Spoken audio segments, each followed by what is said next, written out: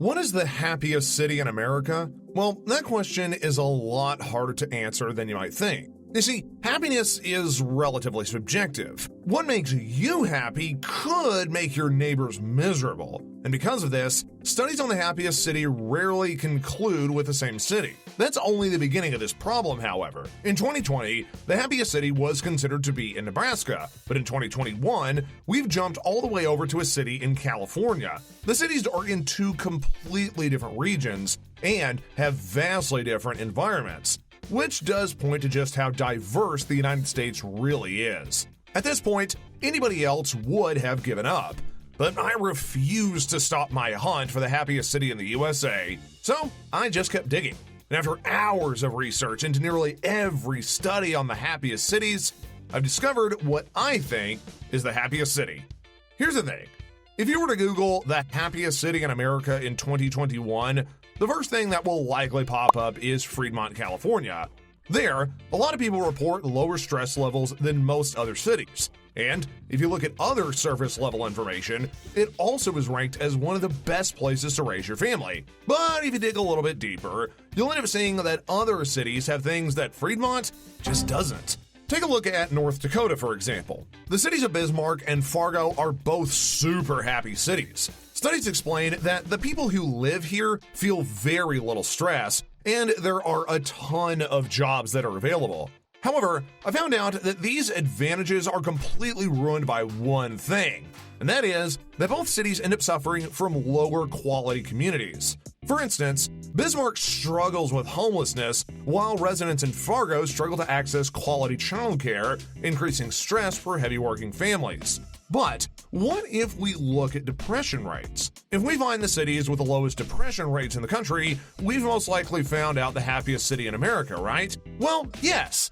And also no. Let me explain real quick. A nationwide survey was conducted to find the least depressed city in America. The results were rather interesting. You see, the study found out that several cities in California are tied for the lowest depression rates. These cities are Oakland, Hayward, and again, Fremont. At this point, I was pretty sure that Fremont, California was the happiest city in America, so I started digging into what the people who live there had to say about it. One of the top reasons that residents say they're happy there is because of the weather. I know, this kind of sounds like a no-brainer, but bad weather has actually been shown to cause depression. The name for this phenomenon is seasonal affective disorder, or SAD for short. Fremont passes the weather test with flying colors. The city even has some of the warmest and most well-balanced days in the nation.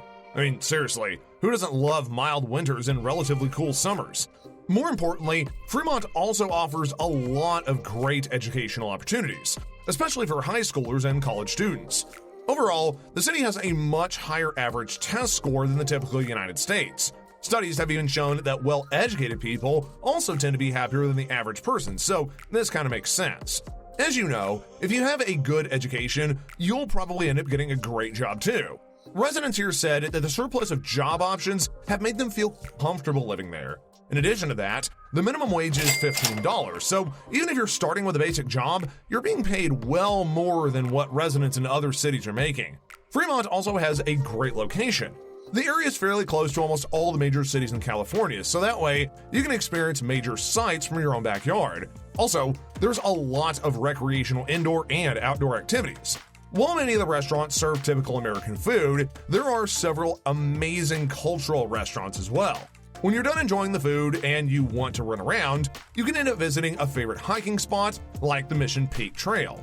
Along the way, you can end up taking a look at the beautiful art museums in the area. Along with the enjoyable short-term experiences, residents have an overall good experience in the long run.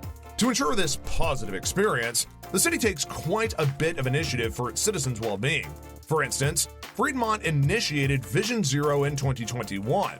They were working to promote safety in transportation, and it paid off. The project has successfully allowed people to experience fewer car accidents than the average person in the US, or even in California as a whole. Clearly, the city has a lot of great perks. Even then, there are some not so great things about Fremont. For instance, the city has a pretty high crime rate with an index of 25. In other words, it's only safer than 25% of most US cities. And even then, it's still lower than the California average, so I guess that's a plus. Also, violent crime in the city is a whopping 57% below the national average. In Fremont, the only real issue crime-wise is property theft. Even with its high crime rate, a lot of residents still enjoy living in the area, and because the city is so in high demand, the cost of living is also pretty high. In fact, it's higher than even most California cities, which is saying a lot.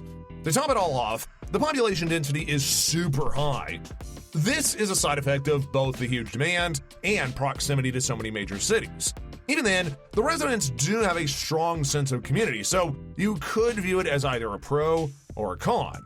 As I mentioned at the beginning, having a positive community is a great way to build a support system and feeling happier. Because of that, it's little wonder why the residents have such high reported happiness rates.